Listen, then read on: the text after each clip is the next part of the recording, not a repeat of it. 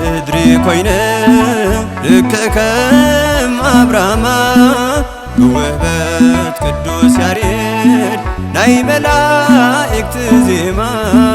ካብ እንስሳ ፈልዩ ሰብ ካብ ዘብለኒ እንኮ ስም ዘጽዮን አደይ ብመዝሙር ይሰብኮ ኣብዛ ምድሪ ኮይነ ልክከም አብራማ ብውህበት ቅዱስ ያሬድ ናይ መላእክት ዜማ ካብ እንስሳ ፈልዩ ሰብ ካብ ዘብለኒ እንኮ ስም ዘጽዮን አደይ ብመዝሙር ይሰብኮ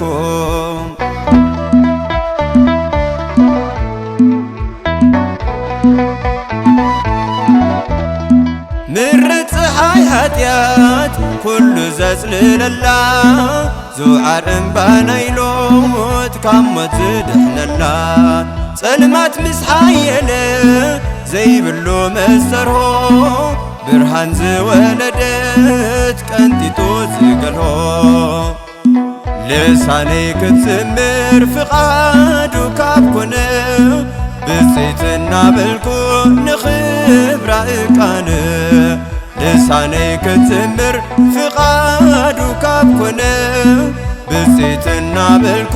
ንኽብራ እቃነ ኣብዛ ምድሪ ኮይነ ልክከም አብራማ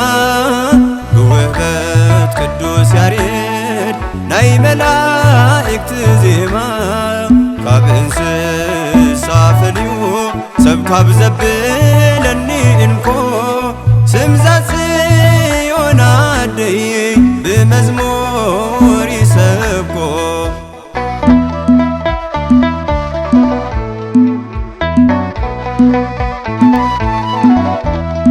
ኩሉ ሓጥእ ኮይኑ ክብሪ ብዝጠፍዓሉ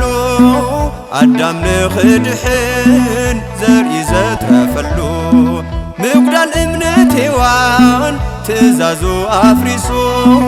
ምልኣት እምነት ድንግል ቃል ኣምላኽ ጸኒሱ ወሉዳ ምዃነይ ብፅይቲ ካብ ዝብሉ ምስጋናይ ይውሕዝ ካብ ውሽጠይ ፈልፊሉ ወሉዳ ምዃነይ ብፅይቲ ካብ ዝብሉ ምስጋናይ ይውሕዝ ካብ ውሽጠይ ፈልፊሉ ኣብዛ ምድሪ ኮይነ ልክከም አብራማ ብውህበት ቅዱስ ያሬድ ናይ መላእክት ዜማ ካብ እንስሳ ፈልዩ ሰብ ካብ ዘብለኒ እንኮ ስም ዘጽዮን አደይ ብመዝሙር ይሰብኮ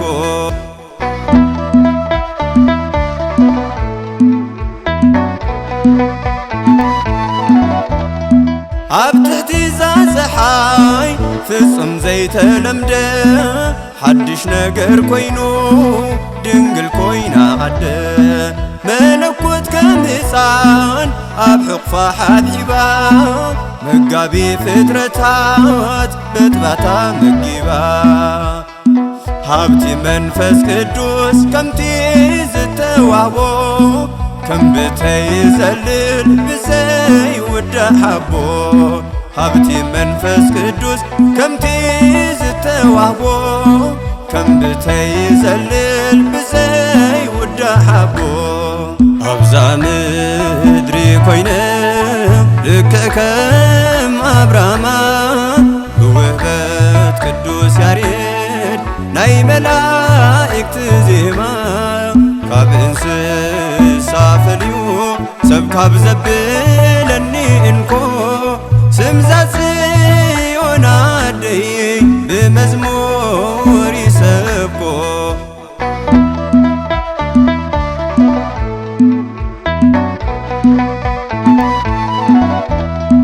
እምነት ግብሪ ሒዞም ጽድቂ ዝዓተቑ ልኦም ልሳናቶም ፍጹም ከይበቐቑ ንዘመስገንዋ መሳልል ናይ ሰማይ ምስጋና ንስማ ኣይስልክየን ንዓይ ከም ጸባቱ ባደ ንህፃን ዘደልድል ሓይሊ ዛነፍሰዩ ወትሮ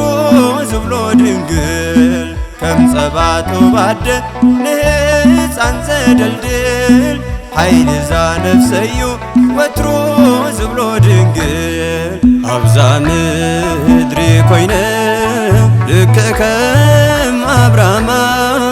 ብውህበት ቅዱስ ያሬድ ናይ መላእክቲ ዜማ ካብ እንስሳ ፈልዩ ሰብ ካብ ዘብለኒ እንኮ ስምዛ ጽዮን አደይ ብመዝሙር ይሰብኮ ኣብዛ ምድሪ ኮይነ ልክዕ ከም አብራማ ብውህበት ቅዱስ ያሬድ ናይ መላእክቲ ዜማ ካብ እንስሳ ፈልዩ ሰብ ካብ ዘብለኒ እንኮ ስምዛ ጽዮን አደይ ብመዝሙር